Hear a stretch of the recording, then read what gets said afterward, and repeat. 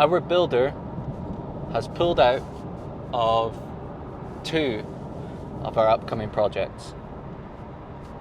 Now, it's nothing to do with us or him. It's basically he is changing his business model. He's moving on to different types of builds. And I was told late last night. And I respect it. I respect that he just told me, like, honestly. Now, we're lucky in the sense that we're in the early stages. These builds weren't planning on starting until like August. However, now we've got a problem to solve, among many others. How am I going to solve this one? So the first thing I did was reach out to other builders that I work with and basically explain to them, like, we got these other projects. We got, they're planning on starting in August. Sent them the information that we've got, which is stage 1 floor plans for one of them, and stage 1 and stage 4 architectural floor plans, plus all the structural plans and such for one of them. So stage 1's, that's like your initial floor plan. You view a property, you like it, you get the offer accepted, the architect visits and does stage 1. It's a very rough outline. I'll probably put a picture on it on the screen now. And basically, it's to see if what you think will work will work. If you're doing a HMO conversion and you're like, I think I can get 3 studios and 3 double en suites in this house, I think we can do that. And you go to the architect and you explain to him, this is what I'm thinking. He goes in, carries out measurements and does stage 1s to see if what you're thinking is possible. He could be like, oh no, we can upgrade this to 4 studios. We're going to have to downgrade it to 2 studios and 4 double en suites because of insert reason. So basically, that's what stage 1s are, and then stage 4s, it's more in depth, much more detailed. But like everything is basically, here's a picture of stage 4s, for example, on and how detailed they are, and then you still reconfigure them a little bit. But that was a wee tangent. Anyway, my problem of the day is finding a new builder pronto, but I still have to do what I need to do, because one of the builders I've never worked with, but I've heard fantastic things about from investors that I trust. So I'm going to meet him at his projects, see what work he carries out, see the quality of finish, learn about him, his company, his experience, his team, things that I'm going to be asking.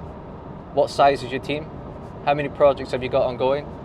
What's your max capacity of projects? Where is it you're based?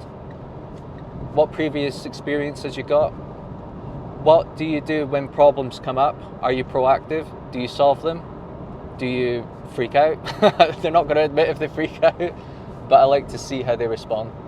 And at the end of the day, you want a good relationship with the builder. You want to see what sort of personality they've got.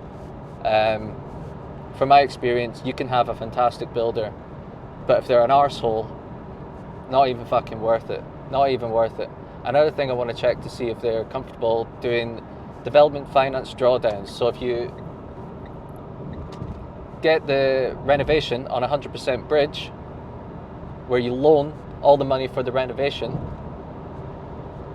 the drawdown surveyor comes out in stages, say about 5 to 7 stages throughout the build, and releases payment. Is the builder going to be comfortable with that? Does he understand that process? Etc, etc. So that's today. Right now I'm off to meet the interior designers at Project Brighton. We're a little bit behind on that one. We're rushing it a bit. A lot of people have been there. However, I want to meet them to see when they can come in. We were hoping this week, but things have lagged a little bit. For example, the carpets were meant to be installed Thursday, Friday last week, and they call us saying that the delivery of the carpets was delayed, so they had to be installed today. Excellent, innit? Just all these little things. Right, trips. I'm going to see what I can and can't record today, and I'll see you there. Quick pit stop by Brighton Road. Problem that we're facing. Washer dryer was going to go under there. It's not tall enough, so we're putting the dryer in there. Kitchen is going around here. We're moving the fridge freezer from there to there, reducing the size of the breakfast bar. I'm putting the washer here because the sink's going there, so the plumbing's all there, and that's it. So the solution was reduce the size there. So there's a decent walkway here, about 800 mil. Move the fridge freezer over there. Move it to there. And that is about an hour of problem solving. But we did it. We did it. Now it's on to finding another builder. Right, okay. Quick pit stop done, problem solved. A compromise was made. Because ideally we wanted both of them to be under the stairs so we had more space in the kitchen. It was more aesthetically pleasing. But the compromise is a little bit of a smaller worktop. Washing machine is now in the kitchen communal. And this is it, and that's that. Bit of a lesson from that is do stuff in person. Because we had the interior designer there, we had the builder there, we had me there. And we all contributed ideas on the spot, fast feedback loops, and it was done. Over email, that shit would have taken about a fucking day. You know what I mean? Faster, more efficient, and then it's on to the next one, on to the next one, on to the next one. So reducing that problem from, say, a day down to an hour means now we can focus on the next thing, the next thing, the next thing, okay? It's about being efficient. So, I'm on my way to meet a builder. It's been highly recommended among my friends who have also used them for HMO conversions. So, that's good. Referrals, check. You know, I trust these people, but I also want to see his projects for myself. You know what I mean? That's one builder. Got another builder who I am currently using, taking a look at it, see how he's getting on. They're both mid-terrace properties, which isn't a builder's favourite, but at the end of the day, it's the end of the day. You know what I mean? Like, it's still a job, it's still work, it's still business. We can't all have business that's absolutely perfect. The dream jobs. Sometimes we have to do the other ones. Right. I'm going to meet with this builder and I'm going to tell you how I get on. I hope you're learning something throughout this. Watch me solve problems in real time. Let's fucking do this. Yes, team. Right. Just met with potential builder and he's fucking awesome. He's awesome. This is one of those things, right, where a problem comes up. Last night it was a big problem. Felt sick. I was like, what the fuck am I going to do? And immediately reached out to my network. Immediately reached out to people that I trust and got recommendations. And now that I've met with this builder, asked him all the questions, he's got incredible experience he's local, incredible experience. He knows people in like the planning department in the councils. He knows people, like, he's got fantastic relationships with all the building controls. You know what I mean? He's just a master of this area.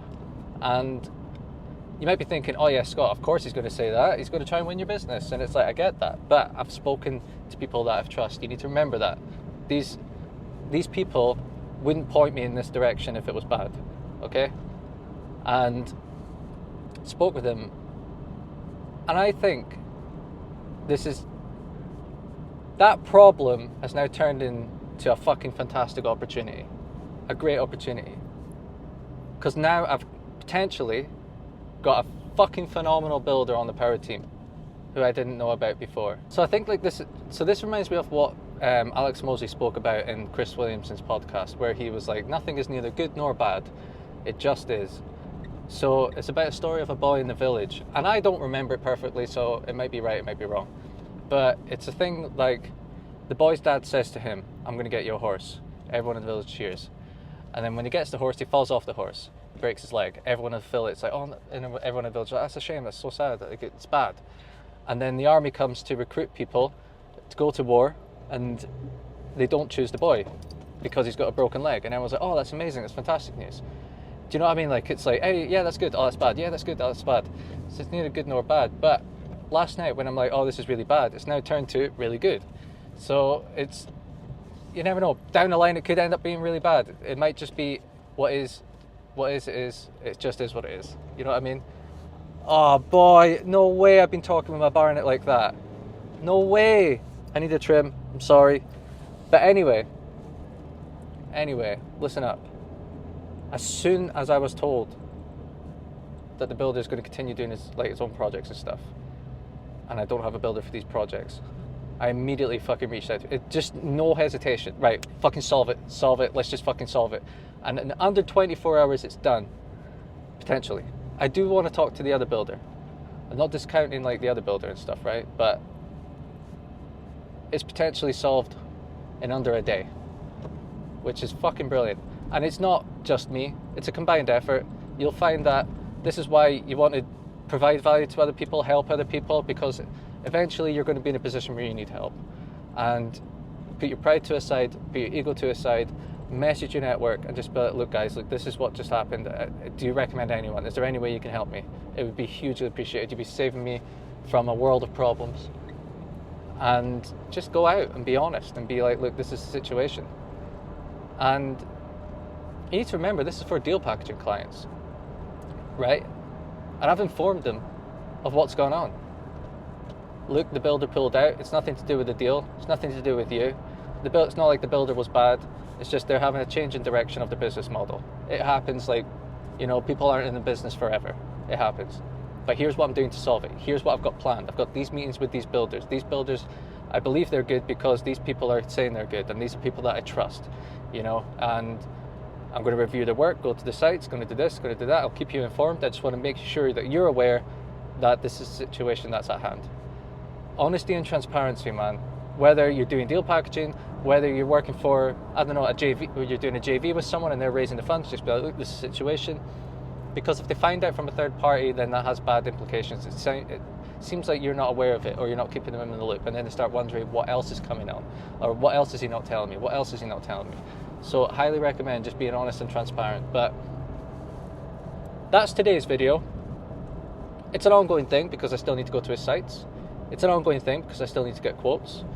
But the lesson from today's video is when a problem comes up, immediately try and solve it. And if that involves putting your ego to a side, putting your pride to a side and asking for help, do it.